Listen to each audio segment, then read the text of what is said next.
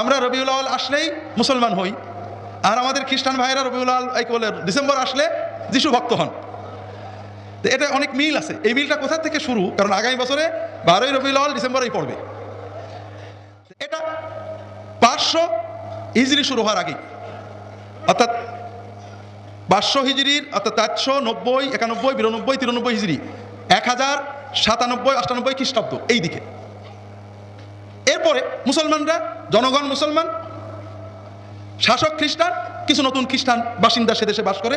এইরকম দেশ হয়ে গেল সিরিয়া, ইরাক, মিশর, লেবাননের অনেক। এইসব দেশে খ্রিস্টানগণ মহা সমারোহে ঈদে মিলাদুল মাসিহ পালন করতেন। মুসলমানরা এগুলো দেখে বিরক্ত হতো, এরা কি পাগল। যেমন আমরা যখন 20, 30, 50 বছর আগে জন্মদিনের কেক কাটা দেখতাম, তখন এই কি পাগলামি করে। আর এখন মুসলমানরা বলে ওরা ওই কায়দা করে, আমরা দোয়া করে করবো, ইসলামী কায়দায় করবো। দেখতে দেখতে জিনিসগুলো সাংস্কৃতিক আধিপত্য। তো মুসলমানরা প্রথমে খুব কি করে এইগুলো। এরপরে 50-60 বছর যাওয়ার পরে মুসলমানদের ভিতর মনে হলো ওদের নবীর যদি ওরা এত কিছু করতে পারে, আমরা কেন করবো না?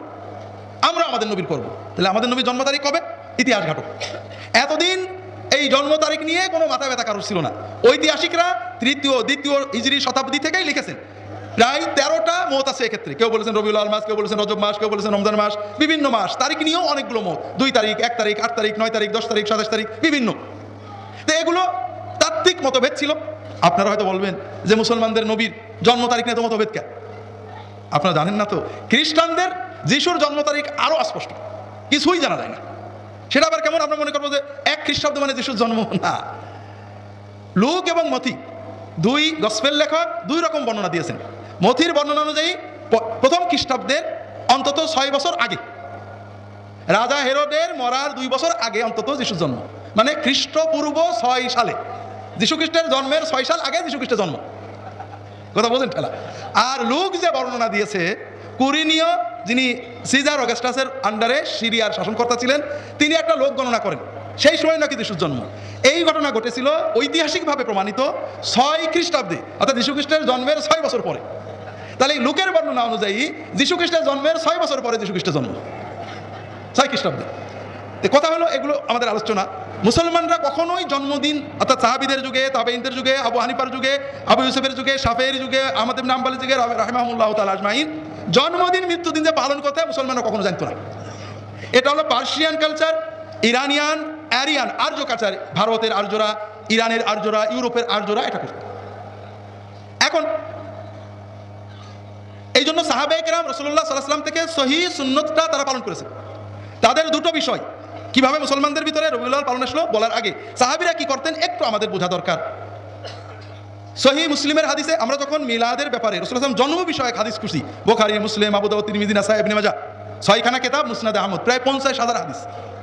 এই 50,000 হাদিসের ভিতরে রাসূলুল্লাহ সাল্লাল্লাহু আলাইহি ওয়াসাল্লামের জন্ম নিয়ে, জন্মের সময়, জন্মের কাহিনী, জন্মের বিবরণ, জন্ম শৈশব নিয়ে 50টা হাদিসও পাওয়া যায় না। কারণ সাহাবায়ে কেরাম রাসূলুল্লাহ সাল্লাল্লাহু আলাইহি ওয়াসাল্লামের ইত্তেবা, অনুসরণকে বড় মনে করতেন। কথা বোঝেননি? রাসূলুল্লাহ সাল্লাম নিজেও, একজন লেখক লেখছে, খ্রিস্টান সম্প্রদায়ের মানুষেরা, খ্রিস্টান প্রচারকরা খ্রিস্টানদের ধর্মগ্রন্থ বাইবেলে, বর্তমানে প্রচলিত বাইবেলের অন্তত 4টে সংস্করণ আছে, এক একটা এক এক রকম, সবারই নাম বাইবেল। এখন কোরআনও এরকম মুসলমানরা বানাইছে বলতে চাই তারা। তো একজন গবেষক লেখছেন যে খ্রিস্টানদের যেমন 4-5 রকমের বাইবেল, মুসলমানদের 4-5 রকমের নেই, একরকমই আছে। ঠিক না ঠিক? আরেকটা বড় বিষয় হলো খ্রিস্টীয় গসপেল নতুন নিয়মে যিশু খ্রিস্টের প্রশংসা, তার জন্ম, তার দেবত্ব, তাকে বড় করার, হাইলাইট করা আছে। কোরআন কারিমে রাসূলুল্লাহ সাল্লাল্লাহু আলাইহি ওয়াসাল্লামকে স্পেশালি মানুষের স্পেশাল কোনো দেবতা বানানোর রকম কোনো কিছু নেই। এমনকি তার জন্ম, তার অন্যান্য বিষয়গুলো বিশেষ কোনো আলোচনা করা হয়নি। সেখানে তার আদর্শ, তার আনুগত্য, তার আদর্শ পালন, তার হুকুম মানন, তার পথে চলে মুক্তি পাওয়ার কথাগুলো বলা হয়েছে। কথা কি বুঝতে পারছেন? রাসূলুল্লাহ সাল্লাল্লাহু আলাইহি ওয়াসাল্লাম নিজেও জন্মের কথা বলেছেন অল্প। আর এই জন্যই আমাদের সমাজে মিলাদ মাহফিলে রবিউল আউয়াল মাসে 95% মিছে কথা বলা হয়। বিশ্বাস করেন, যারা মিলাদের পক্ষে, বড় বড় মিলাদের পক্ষের উলামায়ে কেরাম এবারে বই লিখেছেন, সৈয়ুতি, ইবনে হাজার হাইতামি, আমাদের ফুরফুরার পীর আবু জাফর সিদ্দিকী, আবু বকর সিদ্দিকী রাহমাতুল্লাহ আলাইহির নির্দেশে একটা বই লিখেছেন, এখানে পাবেন আল মওজুআত। এই আল মওজুআত, উনি মিলাদের পক্ষের মানুষ, মিলাদের পক্ষে বই লিখেছেন, কিন্তু আল মওজুআত মানে জাল হাদিসের বই। উনি ভূমিকায় লিখেছেন হুজুররা মিলাদ মাহফিলে খালি মিথ্যা কথার ওয়াজ করে, জাল হাদিসের ওয়াজ করে, যেন মানুষ জাল হাদিস শুনে জাল হাদিস বলে জাহান্নামে না যায়, এই জন্য আমি এই বইটা লিখলাম। কথা বলছেন? আল্লামা রুহুল আমিন রাহিমাহুল্লাহ তাআলা আজমাইন, তিনি মিলাদের পক্ষের খুব কঠিন মানুষ ছিলেন। তিনি বই লিখেছেন যে মিলাদ করবা করো, এটা জায়েজ মুস্তাহসান, কিন্তু জাল হাদিস পিছে কথা বলবা না, এগুলো হারাম। কিন্তু প্রবলেম হলো রাসূলুল্লাহ সাল্লাল্লাহু আলাইহি ওয়াসাল্লাম শুধু জন্ম নিয়ে আলোচনা করতা, এটা সাহাবীদের সুন্নত না। তারা জন্ম, জীবন, কর্ম, তাদের উদ্দেশ্য ছিল কিভাবে তার আদর্শ পালন করা যায়। আর জন্মের যে আনন্দ, জন্মের জন্য যে আমাদের শুকরিয়া, জন্ম উদযাপন, এটা রাসূলুল্লাহ সাল্লাল্লাহু আলাইহি ওয়াসাল্লাম সহিহ হাদিসে শিখিয়ে গিয়েছেন। কানা রাসূলুল্লাহ সাল্লাল্লাহু আলাইহি ওয়াসাল্লাম ইয়াসুমু ইয়াউমাল ইথনাইন ফাসুইলা আনহু ফাকাল যাকা ইয়াউমু আও ইয়াউমুন উলিদতু ফীহি ওয়া যাকা ইয়াউমুন বুইসতু আও উনজিলা ফীহি আলাইয়া। তিনি সোমবারে রোজা রাখতেন। তাকে প্রশ্ন করা হলো, সাহাবায়ে কেরাম প্রশ্ন করলেন যে আপনি সোমবারে রোজা রাখেন, এর কারণ কি? তিনি বললেন সোমবারে আমার জন্ম এবং সোমবারে আমি নবুয়ত পেয়েছি। তো রাসূলুল্লাহ সাল্লাল্লাহু আলাইহি ওয়াসাল্লাম জন্ম উদযাপনের, তার নবুয়ত উদযাপনের সুন্নত তরিকা হলো সোমবারে রোজা রাখা। আর বাকি যে আলোচনা, ওয়াজ, এগুলো হবে জীবন, জন্ম, কর্ম, আদর্শ, সিরাত, শামাইল সব মিলিয়ে। এটা হলো সাহাবীদের সুন্নাত। দিকে যাচ্ছে কিন্তু বিজয়পূর্ণ না। সালাউদ্দিন আইয়ুবের ভগ্নিপতি মুজাফফরউদ্দিন কুতবুরি তিনি একটা চিন্তা করলেন যে মুসলমানদের যে হতোদ্যম, অসহায়, আমি যদি রাসূলুল্লাহ সাল্লাল্লাহু আলাইহি ওয়াসাল্লামের জন্ম উপলক্ষে একটা বড় আয়োজন করি, তাহলে মুসলমানরা এসে এখানে একটু উদ্দীপনা পাবে। তিনি 602 হিজরি থেকে রাসূলুল্লাহ সাল্লাল্লাহু আলাইহি ওয়াসাল্লামের ওফাতের প্রায় 600 বছর পরে 2 সপ্তাহব্যাপী মিলাদুন্নবী আয়োজন করলেন। মাস খানেক প্রায় চলতো। ওয়াজ হতো, কাওয়ালি হতো, খাওয়া দাওয়া হতো, আলেমদের ওয়াজ হতো, বক্তৃতা হতো, ছড়া কবিতা গান হতো। শেষ দিনে, কোন দিনে? নবীজির জন্মদিনে। তখনও 12 রবিউল আওয়াল প্রসিদ্ধ হয়নি। তখন উলামায়ে কেরামের ভিতরে অনেকগুলো কওলের ভিতরে 2টো কওল প্রসিদ্ধ ছিল, একটা হলো 8, একটা হলো 12। রাসূলুল্লাহ সাল্লাল্লাহু আলাইহি ওয়াসাল্লাম ওফাত 12, বেলাদাতে অনেকগুলো কথা, তার ভিতরে একটা হলো 8, একটা হলো 12। মুহাম্মদ ইবনে সাদ 8কে তারজি দিয়েছেন, এটাই শক্তিশালী। মুহাম্মদ ইবনে ইসহাক 12কে তারজি দিয়েছেন। তো উনি একবার 8, একবার 12তে উনার ঈদে মিলাদুন্নবী শেষ করতেন। এইভাবে বাৎসরিক ঈদে মিলাদুন্নবী শুরু হলো। কাদের থেকে শুরু হলো? তার আগে কারা? খ্রিস্টানরা। খ্রিস্টানদের মিলাদুন্নবী থেকে আমরা আমাদের মিলাদুন্নবী শিখলাম। এর আগে সাহাবীদের যুগ, তাবেঈনদের যুগ, তাবেঈনদের যুগ, তারা রাসূলুল্লাহ সাল্লাল্লাহু আলাইহি ওয়াসাল্লাম মিলাদ করতেন সোমবারে রোজা পালনের মাধ্যমে এবং সিরাত, শামাইল, হাদিস, কোরআন একসাথে ওয়াজ আলোচনার মাধ্যমে। আর আমরা আগেই বলেছি আমাদের মডেল মুহাম্মদ রাসূলুল্লাহ সাল্লাল্লাহু আলাইহি ওয়াসাল্লাম এবং সাহাবায়ে কেরামগণ, এবং তাদের মডেলেই উম্মতের খায়ের। আল্লাহ কোরআনে তাদেরকে মডেল করেছেন। তারা যেভাবে পালন করেছেন, যে আদর্শে পালন করেছেন, সেটাই আমাদের করা উচিত। কথা কি বুঝতে পেরেছেন ভাইরা? আমরা সমাজে অনেক সময় ইমোশনকে কাজে লাগাই।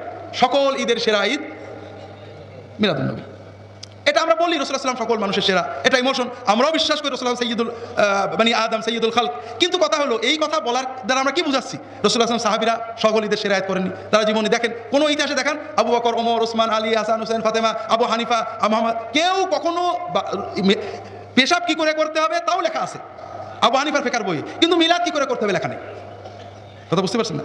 কারণ আমাকে একজন বলছে, ইংল্যান্ড থেকে ফোন করেছে, হুজুর মিলাদুন্নবী। বললাম যে আমি মনে করছি মিলাদ বিরোধী লোক। বললাম ঝগড়া করতে হয় না, মানুষেরা না বুঝে করে, নবীজি তবে সুন্নত কায়দায় যাওয়া উচিত। বলে না হুজুর, এই যে আপনারা মিলাদ নিষেধ করেন, তা বুঝলেন মিলাদের পক্ষের লোক। তা বললাম যে দেখেন, মিলাদ নিষেধ করা হয় না, সুন্নাহ পদ্ধতিতে মিলাদ করেন। তা এখন নানান কথা বলতে থাকে, তেমন রাগ হলো। আব্দুল হাই মুহাদ্দিস দেহলভী অমুক কথা লিখেছে মাদারিজুন নবুওয়াতে, ইবনে হাজার হাইতামি অমুক কথা লিখেছে অমুক বইয়ে। আমাকে বিরক্তি লাগলো। বললাম যে রাসূলুল্লাহ সাল্লাল্লাহু আলাইহি ওয়াসাল্লাম থেকে 500 বছর, আব্দুল কাদের জিলানী বলতো, বলে ইমাম গাজালি পর্যন্ত একটা আলেমের বই থেকে একটা কথা বের করেন যে তিনি মিলাদ উদযাপন করতে বলেছেন। তাই সব ভাবি ছিল নাকি? কথা হলো তারা মিলাদ করতেন সুন্নত পদ্ধতিতে, এই পদ্ধতিগুলো তাদের ভিতরে ছিল না।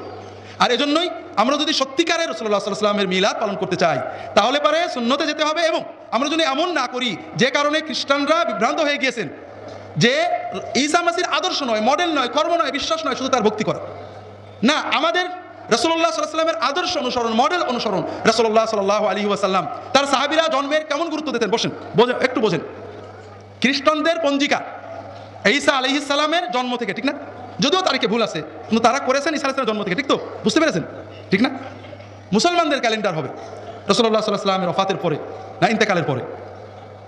হ্যাঁ, এখানেও আমরা ইন্তেকালের কোনো দোষ নেই, কিন্তু হাদিস শরীফে কোরআনে কি শব্দ ব্যবহার করেছে? মাত, মৌত, মৃত্যু, ওফাত।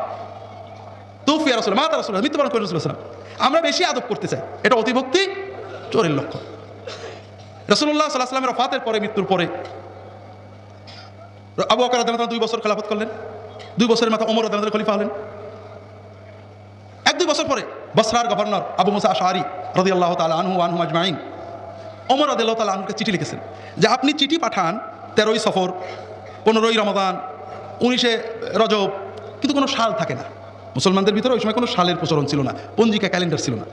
এতে সমস্যা হয়, কোন ফরমান আগে কোন ফরমান পরে এটা আমরা বুঝতে পারি না। তা আপনি একটা সাল ঠিক করেন। রাসূলুল্লাহ সাল্লাল্লাহু আলাইহি ওয়াসাল্লামের সাহাবীদেরকে নিয়ে মজলিসে শুরা, পার্লামেন্ট নিয়ে ওমর রাদিয়াল্লাহু তাআলা আনহু বসলেন।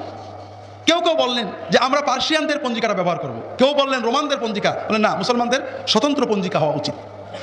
তাহলে কি করব? কেউ কেউ পরামর্শ দিলেন যে রাসূলুল্লাহ সাল্লাল্লাহু আলাইহি ওয়াসাল্লামের জন্ম থেকে আমরা ক্যালেন্ডার ধরি, খ্রিস্টানদের তো জন্ম থেকেই।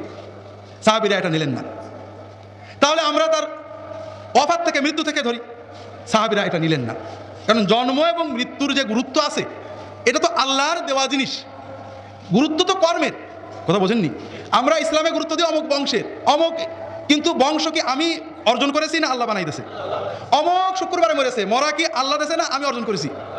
বংশ, দেশ, মক্কা মদিনায় জন্ম, ওই দেশের মানুষ ইত্যাদি আমার অর্জন না। আমার অর্জন কি? আমার ইচ্ছা শক্তি দিয়ে কর্ম করি। আর এই জন্যই রাসূলুল্লাহ সাল্লাল্লাহু আলাইহি ওয়াসাল্লাম কর্ম বিচার করতে বলেছেন। তিনি বলেছেন কর্ম যদি খারাপ হয়, মান বাত্তাবি আমালুহু লাম ইসরা বিহি নাসাবুহু, কর্ম যদি খারাপ হয় বংশে কোনো লাভ হইতো না।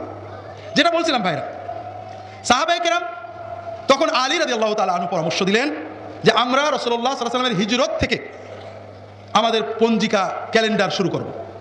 যদি বাংলাদেশের মুসলমান হতো তাহলে কি দিয়ে শুরু করতো? হ্যাঁ, জন্ম দিয়া। পাগল, যদি আমরা যদি বলতাম হিজরত দিয়ে, আমাদের ওয়াহাবি বলে মাইরি একটাই দিত, ঠিক না? কিন্তু আলহামদুলিল্লাহ সাহাবায়ে কেরাম যখন আলী রাদিয়াল্লাহু তাআলা পরামর্শ দিলেন যে আমাদের মুসলমানদের পঞ্জিকা হিজরত থেকে হোক, কারণ হিজরত হলো দ্বীনের বিজয়ের টার্নিং পয়েন্ট। রাসূলুল্লাহ সাল্লাল্লাহু আলাইহি ওয়াসাল্লাম জীবনের সবচেয়ে বড় ত্যাগ, সবচেয়ে বড় কুরবানি, নিজের মাতৃভূমি, নিজের জায়গা জমি, নিজের সব কিছু ছেড়ে শুধু সত্যের জন্য, দ্বীনের জন্য তিনি কুরবানি করে হিজরত করে চলে গিয়েছেন। এই উপলক্ষে বলি, মনে পড়লো যে আমাকে বিশ্বাস করে বাংলাদেশে, বিশেষ করে উত্তরবঙ্গে খ্রিস্টান মিশনারিরা আগে তারা সেবামূলক স্কুল করতেন। এখানে বিভিন্ন স্কুলে প্রকাশ্যে খ্রিস্টান ধর্ম শেখানো হচ্ছে। প্রতিদিন দুপুরে খাবার দেয়, যিশু খ্রিস্টান নামে প্রার্থনা করে। শত শত মুসলমান ছিল, প্রকাশ্যে মুসলমানদের খ্রিস্টান বানিয়ে, গির্জা বানিয়ে সেখানে নিয়ে যাওয়া হচ্ছে। দুর্ভাগ্য হলো আমরা স্কুলে পড়াবো, এটা একটা সেকুলার প্রতিষ্ঠান, যার যার ধর্ম তার। আমাদের ছেলেদের আপনি খ্রিস্টান কায়দায় প্রার্থনা করাবেন না, এই কথাটা বলার মতো একটা মানুষ এসে দেশে নেই। আলেমুল আমরা দুর্বল, অল্প। আলেমদের উচিত, ভালো যুবক তেজি আলেমদের উচিত ওই দেশে হিজরত করে চলে যাওয়া। মাশাআল্লাহ, আমাদের চাচাজান হুজুর এসে গিয়েছেন। আমি আর লম্বা করছি না। সুবহানাকা আল্লাহুম্মা ওয়া বিহামদিকা আশহাদু আল্লা ইলাহা ইল্লা আনতা আস্তাগফিরুকা ওয়া আতুবু ইলাইক। আল্লাহুম্মা সাল্লি আলা মুহাম্মাদ ওয়া আলিহি ওয়া সাল্লাম। আসসালামু আলাইকুম ওয়া রাহমাতুল্লাহ।